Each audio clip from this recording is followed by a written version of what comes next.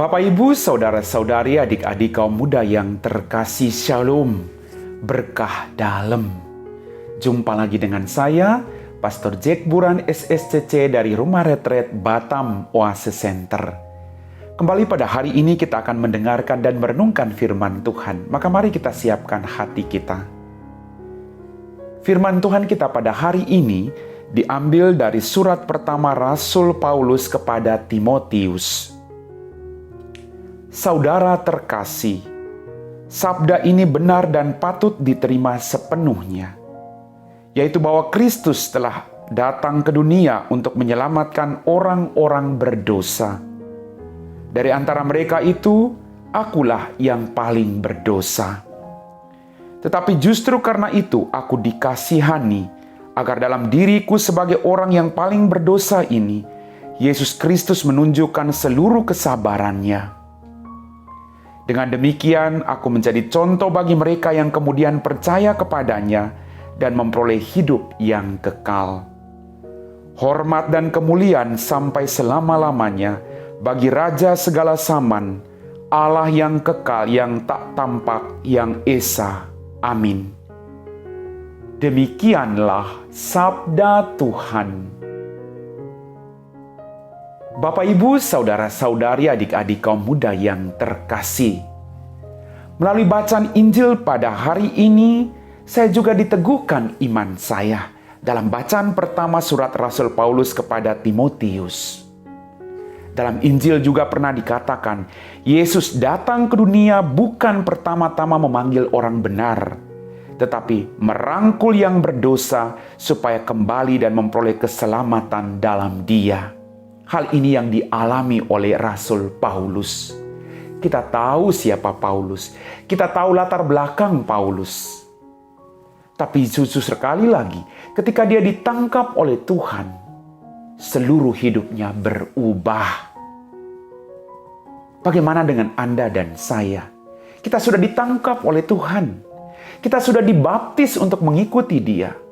Apakah kita mau meninggalkan manusia lama kita dan mengenakan Kristus sebagai manusia baru yang ada dalam hidup kita? Bapak, Ibu, Saudara-saudari, adik-adik kaum muda yang terkasih. Dikatakan tadi dalam bacaan pertama, sabda ini benar dan patut diterima sepenuhnya. Paulus menekankan demikian, yaitu bahwa Kristus Yesus telah datang ke dunia untuk menyelamatkan orang berdosa. Tiada satu orang pun yang sempurna. Kita semua orang berdosa. Tapi justru itulah Yesus datang untuk membawa keselamatan bagi Anda dan saya dan bagi semua orang yang berharap kepadanya. Dari antara mereka itu aku yang paling berdosa. Sungguh luar biasa kerendahan hati Paulus mengakui bahwa dia bukan orang sempurna. Paulus mengakui bahwa dia juga orang berdosa, bahkan paling berdosa. Tapi justru kerendahan hati inilah yang membuat dia membuka rahmat Allah tinggal dalam dirinya dan menjadi pewarta unggul dalam karya keselamatan Allah. Bapak, Ibu, Saudara-saudari, adik-adik kaum muda yang terkasih.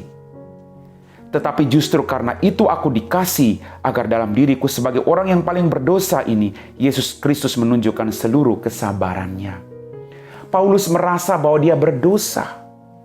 Paulus merasa bahwa dengan kedosaan yang dia lakukan, Allah begitu mengasihi dia, maka dia harus melakukan pertobatan. Dan dia boleh merasakan belas kasih dan kerahiman Tuhan dalam kehidupan kita.